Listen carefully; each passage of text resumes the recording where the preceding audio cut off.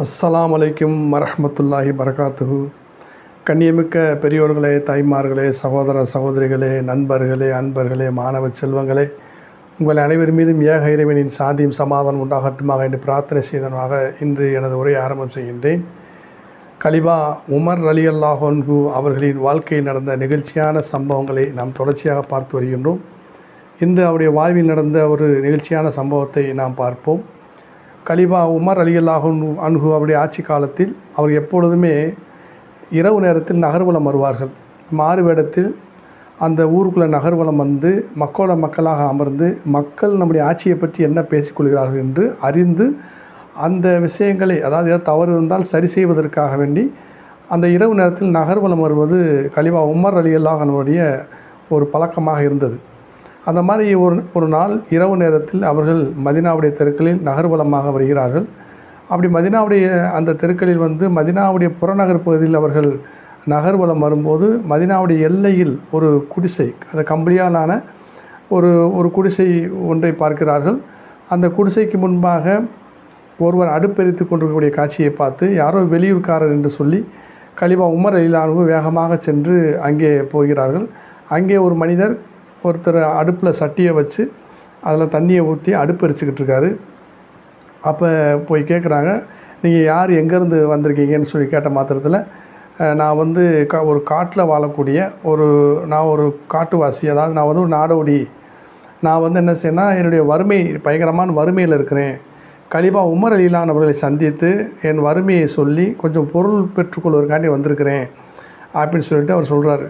சொல்லிவிட்டு என்னுடைய வறுமை நிலையை பற்றி கலிபா உமர் ரலியல்லாஹு அன்ஹு தெரியாமல் இருக்கிறார்களே அப்படின்னு சொல்லி ஒரு அங்கலாய்ச்சிக்கிறார். அப்போ கலிபா உமர் ரலியல்லாஹு அன்ஹு கேட்குறாங்க, உன்னுடைய வறுமையை பற்றி கலிபா உமருக்கு எப்படிப்பா தெரியும் அப்படின்னு கேட்ட மாத்திரத்தில், அதாவது வந்து மக்களுடைய வறுமை நிலையை, மக்களுடைய நிலையை அறிந்திக்கிறாதவர் மக்களின் தலைவராக எப்படி ஆனார் அப்படின்னு சொல்லி திருப்பி கேட்குறார்.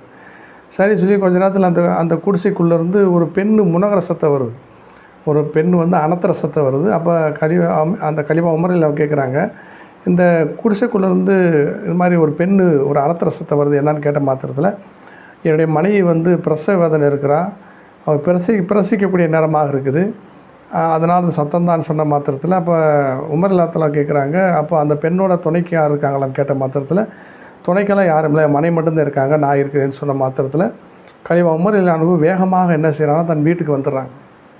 தன் வீட்டுக்கு வந்து மனைவிட்ட சொல்கிறாங்க, உனக்கு அல்லாஹ்வுக்காக வேண்டி நீ என்ன செய்ய, ஒரு நன்மையான காரியம் நாடி வந்திருக்கு, சீக்கிரமாக ஒரு அதாவது ஒரு காட்டில் வாழக்கூடிய நாடோடி பெண்மணிக்கு பிரசவத்துடைய நேரமாக இருக்குது, அவங்களுக்கு உதவி செய்யறதுக்காண்டி நீ சீக்கிரமாக தயாராகிக்கோன்னு சொன்ன மாத்திரத்தில் அந்த அம்மா உம்மு குல்சும் ரலியல்லாஹு அன்ஹா, அதான் பாத்திமா நாயகத்துடைய மகள், வேகமாக என்ன செய்கிறாங்கன்னா பயணத்துக்குள்ளே ஏற்பாடெல்லாம் ஆகிறாங்க. அவங்க ஹிஜாபுடைய ஆடை அணிந்து இரவு நேரத்தில் பயணத்துக்கு தயாராகிறாங்க. கலிபா உமர் ரலியல்லாஹு அன்ஹு என்ன செய்கிறாங்க சொன்னால், கொஞ்சம் மாவு, எண்ணெய், நெய்யெல்லாம் எடுத்துக்கொண்டு ஒரு பெரிய ஒரு பார்சலாக கட்டி தன் தலைமையில தூக்கி வச்சு மனைவியை கூட்டிக் கொண்டு அந்த நடு இரவு நேரத்தில் அந்த மதினாவுடைய எல்லைக்கு வர்றாங்க. வந்து அந்த குடிசைக்குள்ளே வந்து கலிபா உமர் ரலியல்லாஹு அன்ஹு என்ன செய்கிறாங்க, தன் மனைவியை வந்து குடிசைக்குள்ளே போய் அந்த பெண்ணுக்கு பிரசவம் பார சொல்லி அனுப்பிச்சி வச்சிடுறாங்க. இவர் சட்டியில் அடுப்பு வச்சு தண்ணி கொதிச்சுக்கிட்டு இருக்குது. அதில் வந்து உமர் ரலியல்லாஹு அன்ஹு என்ன செய்கிறாங்கன்னா அந்த நபரை ஒதுங்கிட சொல்லிவிட்டு இவங்க என்ன செய்கிறாங்க, கொண்டு வந்த மாவு, கொஞ்சம் நெய், கொஞ்சம் பேரிச்சம்பழம் அதெல்லாம் போட்டு ஒரு சத்தான ஒரு பொருளை தயாரிக்கிறாங்க. நல்லா அடுப்பெரித்து நல்ல ஒரு சத்தான பொருள் தயாரித்து ஒரு உணவு தயாராகிடுச்சு. கொஞ்ச நேரத்தில் குடிசைக்குள்ளேருந்து அவங்க மனைவி, அதாவது உமர் ரலியல்லாஹு அன்ஹுவோட மனைவி உம்மு குல்சும் ரலியல்லாஹு அவங்க சத்தம் போட்டு சொல்கிறாங்க, அமீருல் முஃமினீன் அவர்களே, உங்கள் சகோதரர்கிட்ட சொல்லுங்கள், அவருக்கு ஆண் குழந்தை பிறந்திருக்கு அப்படின்னு சொல்லி ஒரு செய்தி வருது. அப்போ அமீருல் முஃமினீன் அவர்களே அப்படின்னு சொன்ன மாத்திரத்தில் அந்த கிராமவாசிக்கு ஒரு பயங்கரமான ஒரு திடுக்கமாயிருது. வந்திருக்கிறதுக்கு கலிபா உமர் தானா, அவர் தானா இந்த மாதிரி நமக்கு திரும்பி செஞ்சு கொண்டிருக்காருன்னு சொல்லி கொஞ்சம் பயந்து நடுங்கிறாரு. அப்போ கலிபா உமர் ரலியல்லாஹு என்ன செய்கிறாங்க, பயப்படாதப்பா, நீ வந்து நாளைக்கு என்னுடைய இடத்துக்கு வந்தீங்கன்னா நிறையா உனக்கு நான் சன்மானங்கள் தர்றேன், உனக்கு பொருளாதார உதவி செய்யணும்னு சொல்லிவிட்டு அந்த பிரசவம் பார்த்து குழந்தைய நல்லபடியாக தாயும் குழந்தையும் அவங்களுக்கு எல்லா விதமான ஏற்பாடு செஞ்சு அந்த குழந்தைய எடுத்த சகோதரர்கிட்ட கொடுத்துட்டு அந்த உணவு தயாரித்து அவங்களுக்கு கொடுத்துட்டு இரவில் நான் அந்த வேலை முடிவு நடு இரவு நேரம் ஆயிடுச்சு. அதுக்கு பின்னாடி தன் கலிபா ஜனாதிபதி உமர் ரலியல்லாஹு அன்ஹு தன் மனைவியை கூட்டிட்டு வீட்டுக்கு வர்றாங்க.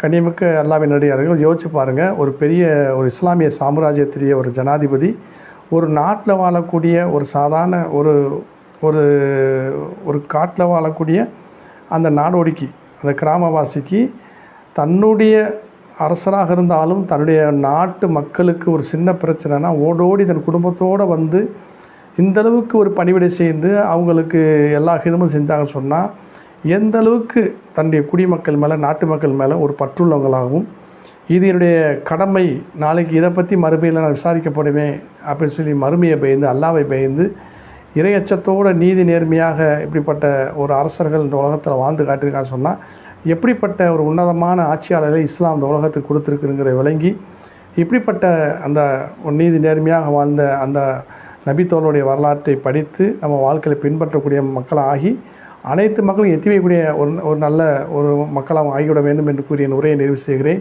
வாஹிரு தவானா அனில் ஹம்துலில்லாஹி ரப்பில் ஆலமீன். அஸ்ஸலாமு அலைக்கும் வரஹ்மத்துல்லாஹி வபரகாத்துஹு.